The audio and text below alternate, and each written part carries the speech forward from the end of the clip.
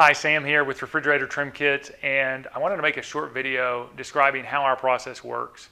But before I get started, if you haven't figured it out from the website, this is what we do. We produce custom trim kits that go around refrigerators and make them look built-in. So that's what we do, and I'm going to walk you through the process of how you can achieve that same built-in look.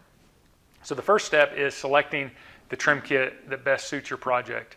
And we offer a couple of kind of broad categories. One is retrofit, which is for anybody that's trying to, or that wants to put a trim kit around an existing refrigerator and cabinet setup. The second is a new construction / remodel trim kit. And that's for anybody who is going to be replacing their cabinets as part of their project. Ordering is a little different for each different product type. The retrofit is going to ask for a few dimensions as you order, and we've got videos on each listing to walk you through that and make it simple. The other, and then the new construction or remodel kit, we don't ask for as much information. What we do is on each listing, there's a spec sheet that you can download and give to your cabinet builder, or if you're building your cabinets, you use that to build your cabinets to the correct dimensions and make sure that trim kit's going to fit nicely and give you that built-in look when it's all said and done.